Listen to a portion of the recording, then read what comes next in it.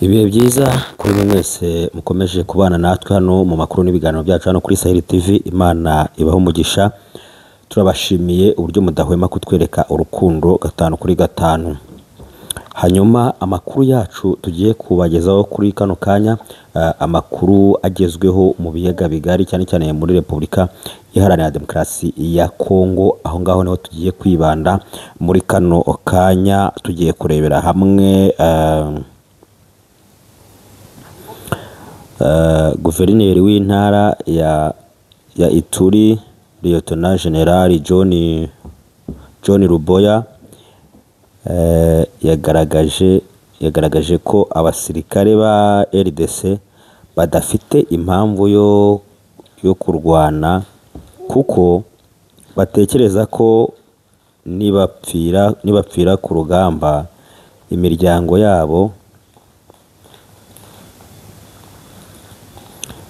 yabo itazitabwaho nk'uko bikwiye. Aya ni amagambo uyu Lieutenant General John Ruboya yatangaje, n'ibindi byinshi bitandukanye turaje tuve muzi n'umuzingo we. Ntujye kuri nyakirana amajwi yawe, nyemerere tubane 5/5 nkugezeho bimwe mu byo uyu mujenerali udasanzwe ukomeye cyane mu gihugu cya Repubulika Iharanira Demokarasi ya Kongo yatangaje 5/5. Wowe utarakanda subscribe twemerere ubikore, ubundi ukore share, ukore like, ubundi utwandikire muri comment 5/5 tujye twibanira, ndetse wibuke no gukanda kunzogera kugira ngo nidushyira ikiganiro ujye ukibonera ku gihe, ubundi wikomereze wirebera nk'ibisanzwe. Reka tugusuhuze wowe uri muri Amerika, uri mu Bwongereza, mu Bufaransa, mu Butaliyani, mu Budage no muri Belgique. Nawe turagusuhuje. Abari Canada mwese tubahaye yambo. Reka dusuhuze abari South Africa, abari Mozambique, abari Zimbabwe, Zambia n'ahandi hatandukanye, muri Kenya, muri Tanzania, i Bugande, mwese turabasuhuje. Mukomeze mugubwe neza kandi mugire ibihe byiza nk'uko tugenda tubibifuriza 5/5. Ariko kandi abanyarwanda muri rusange mwese aho muherereye tubahaye yambo. Imana ikomeze barebe neza kandi muhabwe umugisha n'Imana. Dusuhuje abarundi bari mu gihugu cy'abaturanyi, mwese tubahaye yambo 5/5. Reka dusuhuze abanyekongo aho bari hose hirya no hino ku isi, tubabwire ngo rwo uyu munsi bitameze neza ariko ejo bizamera neza kubera Imana. Mukomere kandi mugurusheho kugubwa neza no kugira amahoro. Guverineri w'intara ya Ituri Lieutenant General John Ruboya yagaragaje ko abasirikare ba RDC badafite impamvu yo kurwana, kuko batekereza ko nibapfira ku rugamba imiryango yabo itazitabwaho nk'uko bikwiye. Aya ni amagambo rero ya Lieutenant General John Ruboya yagiye atangaza 5/5, aho yashimiraga n'ingabo z'abarundi uburyo zikomeje kwitwara ku kibuga cy'imirwano nk'uko tugenda tubikurikirana 5/5.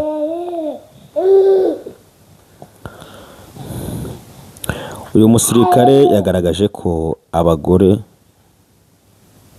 b'abasirikare bapfiriye ku rugamba bamaze imyaka myinshi bishyuza leta amafaranga yabasezeranije, ariko bagasubizwa ko hagikorwa ubugenzuzi kugira ngo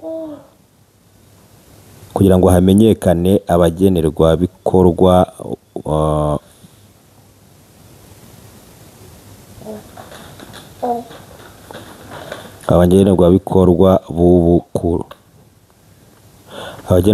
b'ukuri nk'uko tugenda tubibona hano 5/5. Urumva ko rero bafite impungenge kuko abagore b'abasirikare bagiye bagwa ku rugamba nk'uko bitangazwa n'uyu mujenerali, nta kintu bari babona, hari ibyo babwirwa nk'uko tubibona. Turakomeje rero tubagezaho ibyo yagiye atangaza mu buryo bukomeye cyane hano kuri Sahel TV. Ntukure urushinge rwawe. Lieutenant General Ruboya yagaragaje ko atumva impamvu urwego rw'igisirikare cya RDC rushinzwe ubugenzuzi ruhora rwohereza abakozi muri Ituri, abaza igihe ubugenzuzi buzarangirira kugira ngo abapfakazi bahabwe amafaranga yabo nk'uko bigenda bitangazwa. Urumva uyu mujenerali rwose arimo arabyibaza, aravuga ati ni ryari ubugenzuzi buzarangira kugira ngo aba bantu babuze ababo bahabwe ibyo bemerewe, hanyuma noneho bareke guhora basiragira mu mayira nk'uko bigenda bitangazwa n'uyu mujenerali. Ati buri gihe haba ikibazo cyo gushakisha abapfakazi. Murabizi ko ikibazo kimaze imyaka myinshi. Hari itsinda ry'urwego rw'ubugenzuzi rw'igisirikare riherutse kuza hano, kandi murabizi ko turi mu bikorwa bya gisirikare. Bagarutse nanone kandi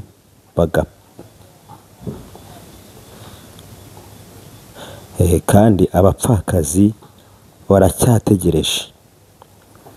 Abapfakazi rero bagiye babura abagabo babo, bakomeje gutegereza 5 kuri 5 nk'uko uyu mujenerali agenda abivuga. Bigaragara ko yababajwe cyane n'irisiragira ry'aba bapfakazi, guhora mu mayira buri munsi nyamara ntacyo bitanga, kandi barabuze abagabo babo bababuriye ku rugamba. Urumva ko ni ikibazo gikomeye. Ibi rero ni Lieutenant General John Luboya yakomeze atangaza ibingibi byose turi kugenda tuva imuzi n'umuzingo.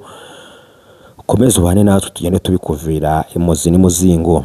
Yavuze ko mu kinyejana cya 21 hakwiye gukorwa ubugenzuzi bukomeye kugira ngo iki kibazo kive mu nzira, kuko uko amafaranga y'abapfakazi atinda, abasirikare bari ku rugamba nabo bacika intege. Ati kandi rwose kubera ko imishahara cyangwa se amafaranga y'abapfakazi bagiye babura abagabo babo ku rugamba, niba batayaboneye ku gihe, n'abari ku rugamba nabo barabona ko ntacyo bari kumara, nta n'icyo bari gukorera kubera ko ntacyo bitanga. Baribaza niba abagiye bagwa ku rugamba nta kintu abagore babo bari babona kugeza kuri ubu ngubu, bakibaza nabo icyo baba baharanira, niba hari icyo cyaba kimaze cyangwa se niba byaba bifite umumaro cyangwa niba nta mumaro. Ati yagize ati kandi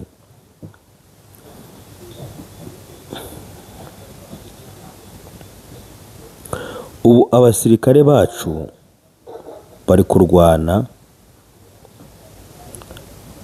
Umutwe wa Thomas Rubanga ukorana na M23, abasirikare bacu bari gupfa. Ariko niba umusirikare ahanganye n'umwanzi akamenya ko abapfakazi batishyurwa, kubera iki se yakwitanga? Azavuga ati umunsi nzapfa abana banjye nabo bazapfa. Ibi bica intege abasirikare rwose. Aravuga ati rwose nanjye n'ubu ndi ku rugamba, nshingiye kubambanjirije gupfa abagore babo cyangwa se abana babo ko babayeho, nanjye nindamuka mpfuye n'ubundi abana banjye bazankurikira cyangwa se umuryango wanjye nawo uzankurikira, ntacyo bizaba bikimaze. Aha niyo magambo rwose uyu mujenerali yakomeje kugenda avuga, nk'uko biri kugenda bigaragara mu nyandiko hano turimo dusoma 5 kuri 5. Ntujye kure, turabikuvira imuzi n'umuzingo, turakubereye rwose. Lieutenant General Luboya yasobanuye ko abasirikare barya iminsi 15 ku kwezi, mu gihe abakabaye barya inshuro 3 ku munsi. Mu gihe bakabaye barya inshuro 3 ku munsi. Yagaragaje ko hamwe no kudahabwa umushahara wabo, ibyo bica intege ibyo bibaca intege ntibitange ku rugamba nk'uko bigenda bigaragara. Yagize ati rero impamvu aba basirikare bacu rwose batemera ngo bitange ku rugamba n'ibyo bagenda babona bigenda bibaca intege nk'uko byagiye abitangaza 5/5. Reka rero dusimbukire n'ubundi muri Repubulika Iharanira Demokarasi ya Kongo, aho nta handi ni mu mujyi wa Kinshasa. Ubu noneho niho tugeze, ntukureho urushinge, ibi biganiro byose ndabivimuzi n'umuzingo rwose mbikugezeho 5/5. Nyuma ya Lieutenant General John Riboya, noneho dukurikijeho undi mu generali ukomeye wamaze kuburirwa irengero nk'uko tugenda tubibona 5/5.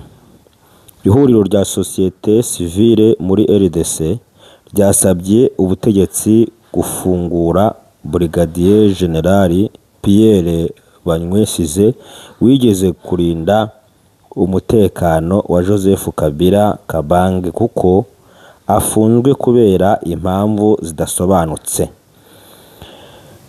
Uyu Pierre rwose yamaze gutabwa muri yombi, hashize iminsi atawe muri yombi, bivugwa ko n'ahantu afungiye umuryango we waba utazi aho afungiye nk'uko bigenda bigaragara. Ubu ngaho afungiye cyangwa se n'abandi bafungiye nta muntu n'umwe ubageraho kubera iperereza bakomeje gukorwaho, kuko bavuga ko ari abagambanyi mu gisirikare cya Repubulika Iharanira Demokarasi ya Kongo. Bikaba bivugwa ko bakorana bya hafi n'uyu Joseph Kabila Kabange wahoze ayobora ubutegetsi bwa Repubulika Iharanira Demokarasi ya Kongo nk'uko tugenda tubibona 5/5. Brigadier General Banywesize asanzwe ari umuyobozi wungirije w'ibikorwa bya gisirikare muri teritware ya Dungu mu ntara ya Hoste.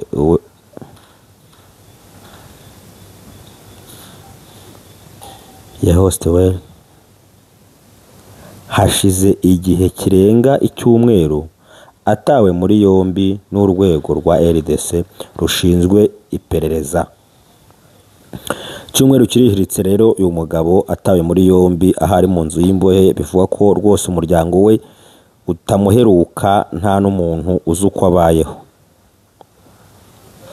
Izi sosiyete sivile zasobanuye ko Brigadier General Banywesize yafashwe ubwo yiteguraga kujya kwivuriza mu mahanga, kandi ngo kugeza ubu ahantu afungiwe ntihazwi, icyo azira nacyo ntikizwi. Ibyo byose nibyo bigenda bitangazwa n'iyi sosiyete sivile, bivuga ko rwose uyu mugabo hatazwi icyatumye afungwa nk'uko biri kugenda bigaragara. Umuyobozi wa sosiyete sivile ya OCDS RDC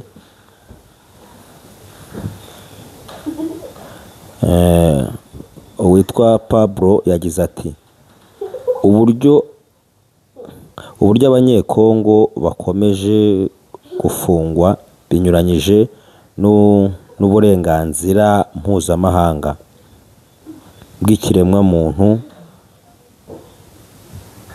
buraduhangayikishije rwose. Urumva ibyo byose nibyo yagiye avuga ko ahangayikishijwe n'uburyo abanyekongo bari gufungwa kandi binyuranyije n'amategeko mpuzamahanga.